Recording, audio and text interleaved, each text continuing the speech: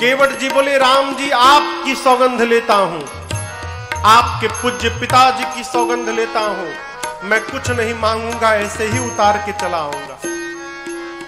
केवट भैया ने जब राम जी और महाराज दशरथ की सौगंध उठाई, लक्ष्मण जी निकाल लिए बाण, मैं इसको बाण मार दूंगा, इसने मेरे पिता की सौगंध ले ली।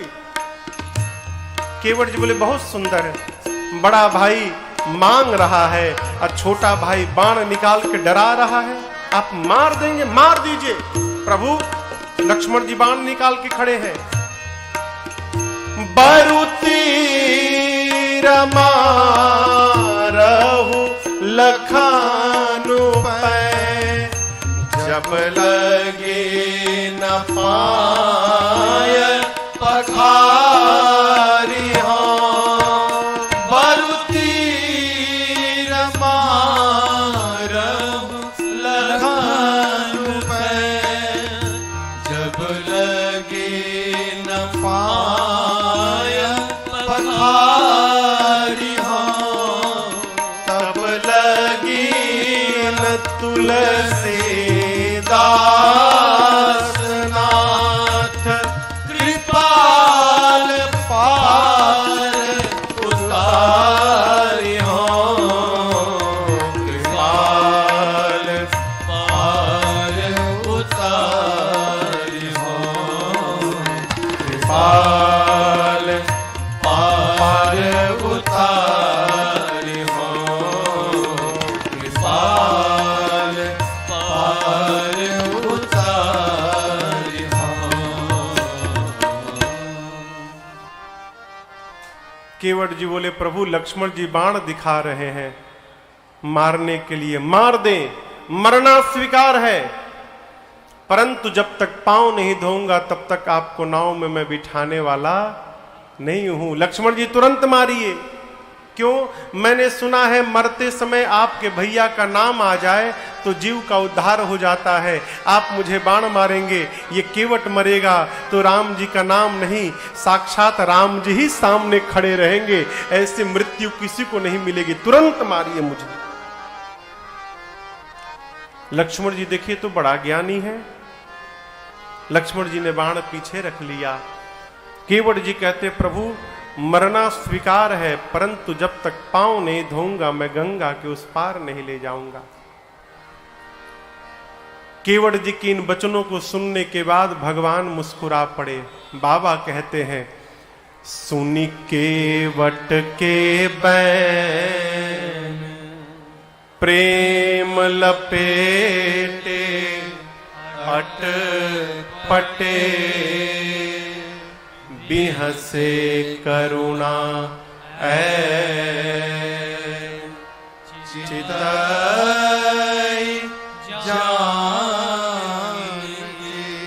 लखन तन। केवट जी की अटपटी बातों को सुनकर भगवान बिहस पड़े। लक्ष्मण जी और सीता जी को भगवान ने देखा। क्यों देखा?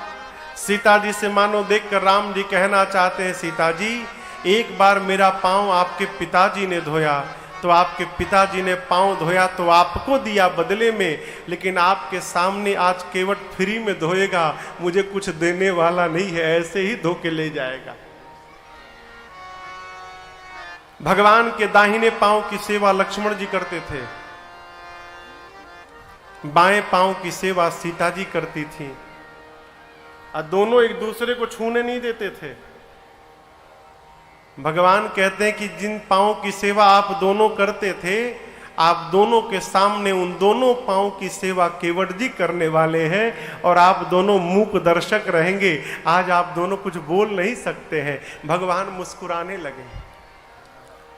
केवट जी बैठे, प्रभु इशारा हो तो हम पांव धोएं, और कृपा के सिंधु राम जी ने केवट जी पर कृपा कर दी। बाबा कहते हैं, कृपा सिंधु बोले मुस्काई,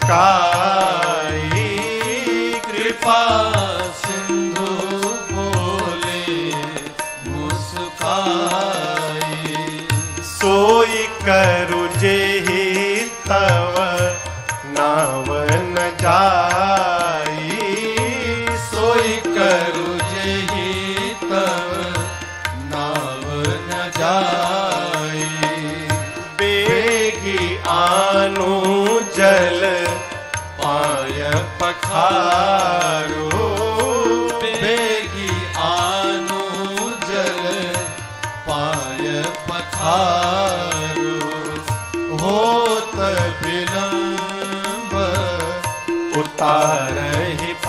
पारो, होत विलंब उतारहि पारो।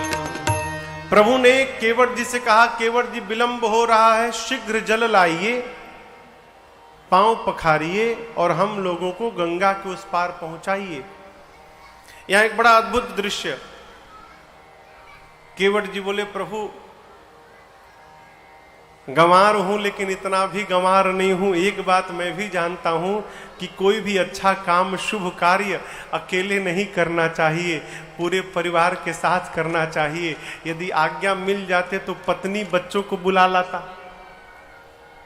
लक्ष्मण जी बोले, कहीं नहीं जाना है, 3 घंटे से तुम खड़ा किए हो यहां पर, भैया जाना नहीं है इसको, ये जाएगा तो न जाने कब आएगा फिर। अब भक्त कहता है कि मुझे जाना है, लक्ष्मण जी बोले नहीं जाना है। वही कल वाली बात, सखियों ने पूछा राम जी से, लक्ष्मण जी से कि आप लोगों को बुलाया गया था? लक्ष्मण जी हाँ बोले, चिट्ठी गई थी।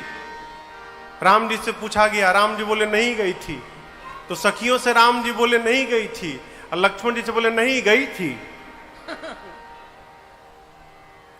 सखियों से बोले नहीं गई थी, और लक्ष्मण जी से बोले नहीं गई थी। तो वही बात यहां पर, लक्ष्मण जी बोले कि इसको भेजना नहीं है घर।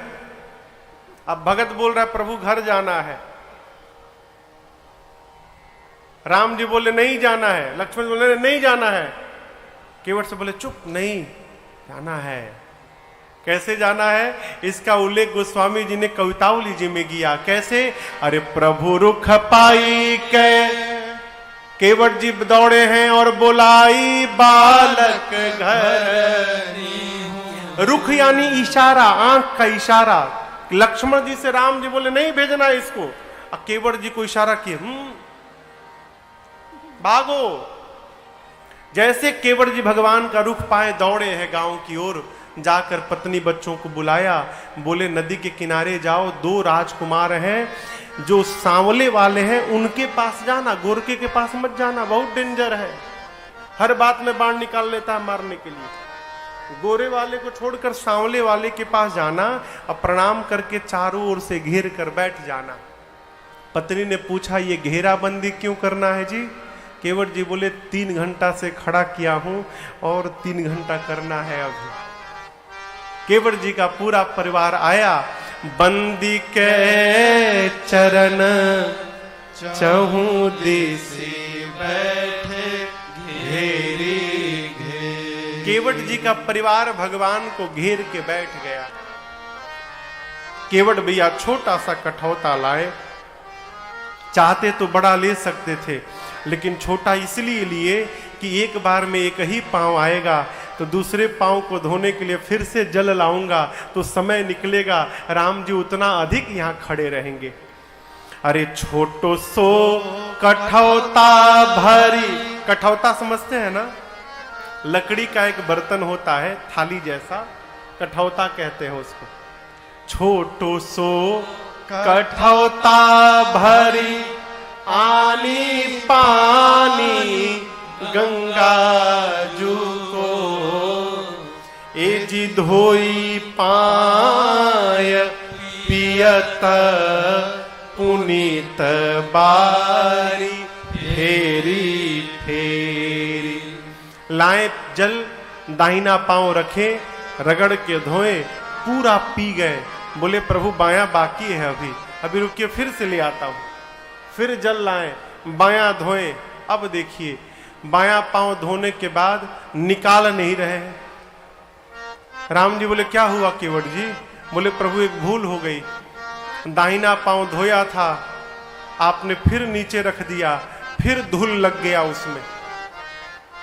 तो राम जी बोले ऐसे तो जब जब धोगे तब तब लगेगा। बोले नहीं नहीं अब नहीं लगेगा, बायां पांव को आप मेरे गमछे पे रखिए, पांव इस पे धूल नहीं लगेगा, और प्रभु दाहिना पांव एक बार और धुला लीजिए। तो तीसरी बार जल लाए, प्रभु का दाहिना पांव दोबारा धोए, धोई पाए पियत पुनीत बारी फेरी फेरी, बदल बदल कर धोते हैं। 3 बार धो चुके हैं, तीनों बार धोकर पी चुके हैं। भगवान केवट जी के कपड़े पे खड़े हैं गमछे पर। लक्ष्मण जी बोले हो गया ना? केवट जी बोले कैसे हो गया? ये हमारे बच्चे मुंह देखने आए हैं, ये जो पत्नी और बच्चे आके बैठे हैं इनको नहीं चाहिए। लक्ष्मण जी बोले 3 बार तुम पिए हो तो इनकी याद नहीं आई? केवट जी बोले पहले हमार प्यास बुझे तब न इनकर बुझावे, 3 बार में मेरी तो बुझ गई प्रभु, एक बार नाथ, एक बार और धुला लेंगे ना, बच्चों को तनिक प्रसाद मिल जाएगा। भगवान बोले जाओ लाओ। चौथी बार गए, जल लाए, धोए और पूरे परिवार को चरणामृत डाला है। आप उस दृश्य की कल्पना करिए माई बाप, राम जी देख रहे हैं, राम जी साक्षी हैं और भगवान के सामने ही केवट जी अपने हाथों से अपने बच्चों का मुख खोल खोल कर उनमें चरणामृत डाल रहे हैं। पूरे परिवार को तार दिया केवट भैया ने, पूरे परिवार को चरणामृत पिलाया, सबको पिला दिया। तो लक्ष्मण जी बोले कोई छूटा नहीं है ना घर वालों में से? नहीं कोई नहीं छूटा। अब ले चलो। अब बोले गांव वाले आप तो उस पार चले जाएंगे, उस पार जाएंगे, चले जाएंगे, हमको लौट इसी गांव में आना है। गांव वाले जिंदा छोड़ेंगे? कहेंगे अपने पी लिए, घर वालों को पिला दिए और हम लोग को छूट गए। प्रभु इसी गांव में रहना क्यों झंझट में डालना चाहते हैं नाथ, एक बार और धुला लीजिए। अब लक्ष्मण जी भीतर भीतर आग बबूला हो रहे हैं। 5वीं बार जल लाए, फिर धोए पांव और कल्पना करिए गांव में कितने लोग होंगे, लगे घूम घूम कर चरणामृत बांटने। केवट जी 2 घंटा समय लगा, बांट कर आए। लक्ष्मण जी एकदम आग बबूला, बोले अब लेकर चलो उस पार। केवट जी सोचे अब इनसे बोलेंगे तो हम मार डालेंगे। केवट जी गए, राम जी के पास जाकर बोले प्रभु एक बार और धोऊंगा। अरे अब क्यों धोओगे, अब कौन बचा, अब किसके लिए धोओगे तुम? राम जी बोले अरे केवट कब से खड़े हैं, विलंब हो रहा है। केवट जी बोले प्रभु क्षमा करिए, आपसे पहले भी कई लोग पार जाने के लिए खड़े हैं, अब तक पार नहीं हो पाए हैं। राम जी बोले कौन पार नहीं भया है, कोई दिखाई तो नहीं दे रहा है? केवट जी बोले यही तो बात है प्रभु, आप देख लिए होते तो वो कब के पार हो गए होते, आपकी दृष्टि ही नहीं पड़ी कि वो फंसे हैं। कौन फंसा है? केवट जी बोले हमारे पितृ देवता फंसे हैं, हमारे पूर्वज फंसे हैं, सबके सब फंसे हुए हैं। मैं चाहता हूं जो चरणामृत मैं पिया हूं वही चरणामृत अपने पितरों को देना चाहता हूं। प्रभु एक बार पांव धुला लीजिए, उसी जल से पितरों को तर्पण करने वाला हूं। राम जी ने अनुमति दी। बाबा कहते हैं केवट रामा प्रजाय सुपावा, केवट राम प्रजाय सुपावा।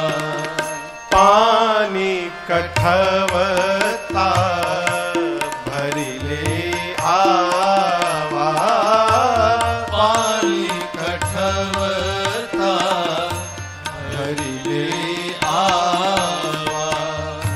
अति आनंद उमगी अनुरागा, अति आनंद उमगी अनुरागा। चरण सरोज पखारन लागा, चरण सरोज पखारन लागा। बरसे सुमन सुर सकल सिहाही, बरसे सुमन सुर सकल सिहाही। एहि सम पुण्य पुण्य हो नाही, एहि सम पुण्य पुण्य को नाही। एहि सम पुण्य पुण्य को नाही।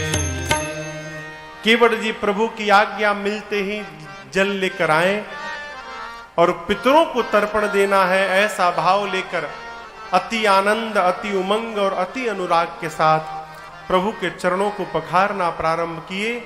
और बाबा कहते हैं राम जी को ही साक्षी बनाकर केवट जी ने उन चरणामृत से अपने पितरों को तर्पण दिया और एक ही बार में समस्त पितरों को केवट जी ने मुक्त कर दिया है।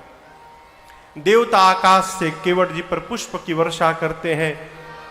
अपने पार भय, घर वालों को पार किए, गांव वालों को पार किए, पितरों को पार किए और सबको पार करने के बाद केवट जी प्रभु, मैया और भैया लक्ष्मण जी को गंगा पार किए। गंगा पार करने के बाद वो स्वामी तुलसीदास जी महाराज कहते हैं, उतरी ठाड़ भय सुरसरे रेता, सिय राम गुह लखन समेता।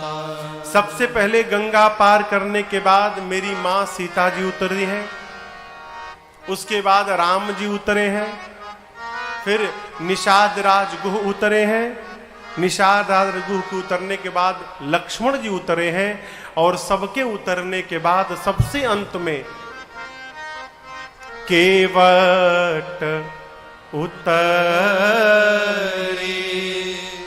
दंडवत कीन्हा, प्रभु ही सकुच एहि नहीं कछु दीन्हा। सबसे अंत में केवट भैया नाव से उतरे हैं। और आप दर्शन करिए, अब तक केवट जी ने भगवान को प्रणाम नहीं किया था, लेकिन गंगा पार करने के बाद केवट जी उतरे और सबसे पहला काम केवट जी ने राम जी को दंडवत किया है। जब केवट जी ने भगवान को दंडवत किया ना, तो उसके बाद राम जी ने केवट जी को उठाया नहीं। क्यों नहीं उठाया? राम जी सोचने लगे ये पुत्र है, इसने कह दिया कि मुझे आपसे कुछ नहीं चाहिए, मैं तो पिता हूं, क्या केवट जी को खाली हाथ विदा कर दूंगा? अब मेरे पास तो आज केवट जी को देने के लिए कुछ भी नहीं है। जैसे प्रभु के मन में ये बात आई, मेरी मां सीता जी ने अपने हाथ से सोने की अंगूठी निकाल दी। पियहिय की सिया जान निहारी, मणि मुदरी मन मुदित उतार। मां ने हाथ में मुद्रिका लेकर प्रभु से कहा, प्रभु आप संकोच का त्याग करिए, केवट जी को मुद्रिका दे दीजिए। राम जी बोले, आपने अपने हाथों से निकाल दिया? सीता मैया बोली, प्रभु मेरा हाथ तो है ही नहीं, मेरे पिताजी ने जिस दिन इस हाथ को आपके हाथ में सौंप दिया था, उस दिन से ये आपका हाथ बन गया, ये मेरा तो है ही नहीं नाथ। आप संकोच का त्याग करिए, केवट जी को मुद्रिका दे दीजिए। आप याद रखिएगा, वो मुद्रिका सीता जी के ही हाथ में है, राम जी नहीं लिए। राम जी ने केवट जी से कहा, केवट जी आपकी मां आपको उतराई दे रही है, आप मां से उतराई ले लीजिए। और जैसे केवट जी ने देखा कि सीता जी ने हाथ से मुद्रिका निकाली है, केवट चरण गहे अकुलाई, व्याकुल होकर केवट भैया भगवान के चरणों को जकड़ लिए। अब यहां से जो केवट जी का चरित्र सामने निकला है, यही चरित्र केवट जी को महान बनाता है। केवट जी कहते, प्रभु आप मुझे उतराई देना चाहते हैं, क्या नहीं मिला मुझे आज मुझे जो प्राप्त हुआ प्रभु, मैं उसका अधिकारी था ही नहीं। आपके चरणों को देखने के लिए मुनि लोग जीवन भर यत्न करते हैं, और केवट को देखने के लिए नहीं, केवट को उन चरणों को स्पर्श करने का सौभाग्य आपने प्रदान कर दिया प्रभु। इससे अधिक किसी को जीवन में और क्या चाहिए? आपने मेरा दोष, मेरा दुख, मेरी दरिद्रता, मेरे जीवन का ताप प्रभु आपने सब समाप्त कर दिया है। इस केवट को अब आपसे कुछ नहीं चाहिए। केवट जी क्या बोले, हमें आपसे कुछ नहीं चाहिए। कल्पना करिए, क्या हम कभी भगवान से कहे हैं आज तक कि प्रभु हमें आपसे कुछ नहीं चाहिए? एक बार भी? केवट ने कहा, प्रभु अब कछु नाथ न चाहिए मोरे, दीन दयाल अनुग्रह तोरे। प्रभु हमें आपसे कुछ नहीं चाहिए। माई बाप, सत्य मानिएगा, यदि हमारे कर्मों का अवलोकन होने लगे ना, तो जो आज हम लोगों के पास है वो कुछ भी हमारे पास बचेगा नहीं, सब छिन जाएगा। लेकिन भगवान ने दिया है, इसलिए भगवान के सामने रोना नहीं है। जब भी जाइए तो भगवान को केवल धन्यवाद दीजिए, प्रभु आपकी हमारे पर बड़ी कृपा नाथ, ऐसे ही कृपा आपकी हमारे पर बरसती रहे। कुछ नहीं चाहिए, कुछ नहीं चाहिए। केवट जी ने कहा, प्रभु 14 वर्ष के बाद जब वापस जाइएगा, फिरते समय आप जो कुछ भी दीजिएगा मैं प्रसाद बनाकर सिरोधार्य करूंगा, आज नहीं लूंगा। बहुत कहा प्रभु ने, बहुत कीन्ह प्रभु लखन सिय, नहीं कछु केवट ले, विदा कीन्ह करुणा यतन, भगति विमल बरुदे। बहुत कहने पर भी केवट जी ने कुछ नहीं लिया, तो अंत में राम जी ने अपनी विमल भक्ति देकर केवट भैया को विदा किया है। केवट जी विदा लेकर गए हैं। गंगा जी के तट पर राम जी लक्ष्मण जी के साथ भगवान शंकर का पार्थिव पूजन करते हैं। सीता जी ने यहाँ पर गंगा जी से एक मनौती मांगी है, माँ मैं 14 वर्ष के बाद कुशलता पूर्वक लौट कर आऊंगी तो इसी तट पर आपकी पूजा करूंगी। गंगा जी ने सीता जी को आशीर्वाद दिया। निषाद राजगुरु ने प्रभु से कहा कि प्रभु मुझे साथ में चलने दीजिए, जहां तक आप चलेंगे मैं चलूंगा और आपके लिए सुंदर व्यवस्था करके मैं वापस चला आऊंगा। तो गंगा जी के तट से प्रभु, मैया, भैया लक्ष्मण और निषाद राजगुरु आगे बढ़े हैं। उस दिन एक वृक्ष के नीचे विश्राम भया और उसके अगले दिन चलकर भगवान तीर्थराज प्रयाग में भरद्वाज जी के आश्रम में रात्रि विश्राम करते हैं। भगवान भरद्वाज जी के आश्रम में तीर्थराज प्रयाग में विश्राम करते हैं। आज की कथा को हम और आप यहाँ विश्राम करते हैं। आरती राम